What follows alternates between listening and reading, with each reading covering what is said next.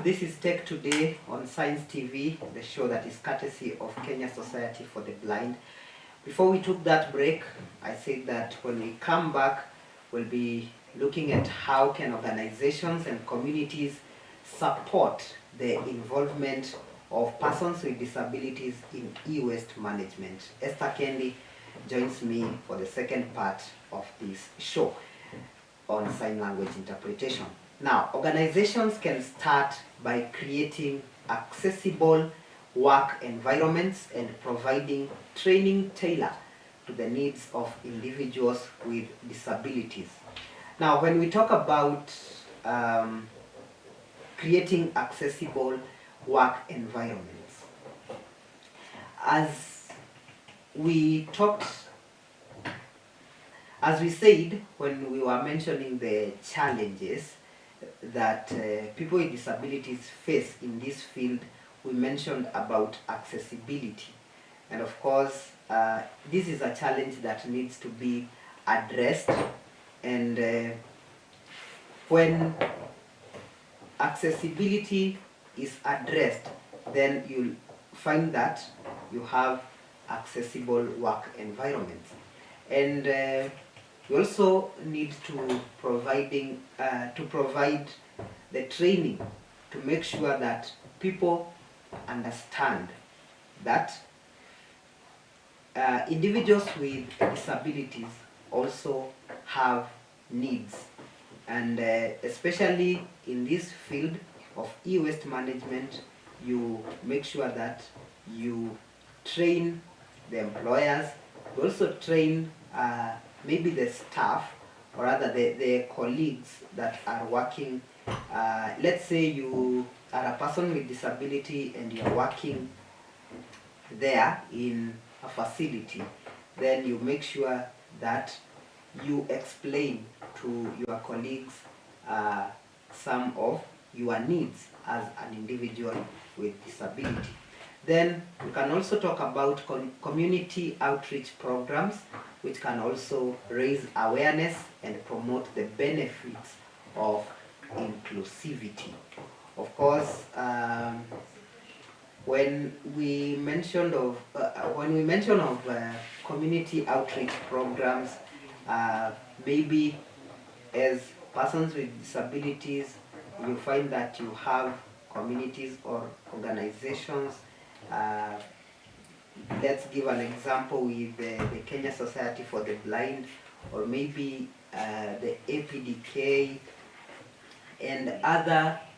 You can also decide as a group of persons with disabilities, you decide to form a community based organization, and then you come up with programs, and then you go raising awareness and tell people about the benefits of inclusivity, especially in workplaces or maybe institutions. Then we can also talk about collaborating with disability advocacy groups. Of course, this is the one that I'm saying that you can come together as a group and you form an advocacy group, yeah.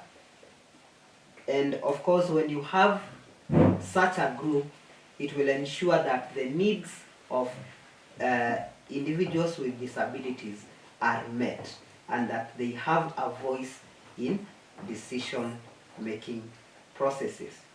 Of course, as employers who are in charge of these facilities, and you've just decided to give persons with disabilities a chance to work for you and to work with you, then you also need to collaborate with such groups, with such organizations, to make sure they educate you together with your staff on how their needs can be met. And of course, when coming up with new ideas. You make sure that you involve them in decision-making processes so that they don't feel like they are left out. Then something also that we can talk about are some specific initiatives that promote e-waste management among people with disabilities. Of course, there are several inspiring initiatives worldwide. For example, some organizations have developed training programs specifically designed for persons with disabilities, teaching them how to safely dismantle e-waste or recycling. Of course, when we talk about disposal, dismantling the e-waste is a way of making sure that you dispose, because if some of the devices are big and you can't just go and throw the whole device, you need to maybe dismantle it. And you, for the example that I gave with the fundis, maybe they take the important parts, and then where do you think they take the other parts which maybe they think they are useless? Let's say for a thing like woofer, maybe they take the IC, or maybe for something else they can take motherboard or any those parts that they think are useful, and then the other keyhole part, there is how they dispose it. And for a person with disability that understands this field, they need to teach others to how they can safely deal with e-waste in terms of dismantling or even recycling. Others have created social enterprises that employ individuals with disabilities to manage e-waste collection. Apologies for that. E-waste collection and processing, turning them into advocates of sustainability in their communities. Of course, these social enterprises are those workplaces or maybe those facilities that you find that they are giving these persons with disabilities opportunities to work with them and to work for them. So you find that they are given a chance there to manage e-waste. Of course, we've talked of collection and even processing. And then lastly, we can talk about inclusivity as key to effective e-waste management.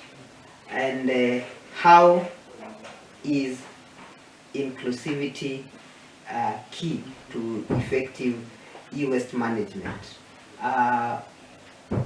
You can talk about embracing the talents of persons with disabilities. Yeah, when a person with disability come to you as an employer and you find that they have the knowledge, they have the skills to deal with e-waste, yeah, you need to embrace that talent. You need to embrace that ability. Even in institutions, there are kids with disabilities who show their talents as early as in even primary school. You make sure that you embrace those talents and encourage them to get more knowledge, to get more skills as they grow. By doing that, we not only tackle the e-waste crisis, but also foster a more equitable society. Let's not have that notion that people without disabilities are the ones that can manage e-waste. They are the ones that can deal with e-waste collection, e-waste processing, and all that. We need that equality to make sure that if the persons without disabilities can do it, then also persons with disabilities deserve a chance to show what they are capable of, to show their potential. Of course, everyone has a role to play in sustainability, and together we can make a significant impact. We've been discussing such an essential topic, and from what we stated on the today's episode, I hope we can continue raising awareness and making strides in e-waste management and inclusivity. Thank you, our viewer, for tuning in. Let's work together towards a sustainable future that includes everyone. And until next time, it's goodbye from me. My name is Chris Mololo. Our sign language interpreter has been Esther Kendi. Thanks also to Gideon Maina, who was with me in the first part of this show. And I hope that you've learned something. And if you know of a person with disability who understands how to deal with e-waste, could it be about recycling, disposal, collection, all that, and you know of that person, you can encourage them to make sure that they look for such social enterprises to show people their potential and what they can do, of course, to get something that can make them earn a living. So thank you so much once again for your valued company, and this has been Tech Today, courtesy of Kenya Society for the Blind. See you in the next episode.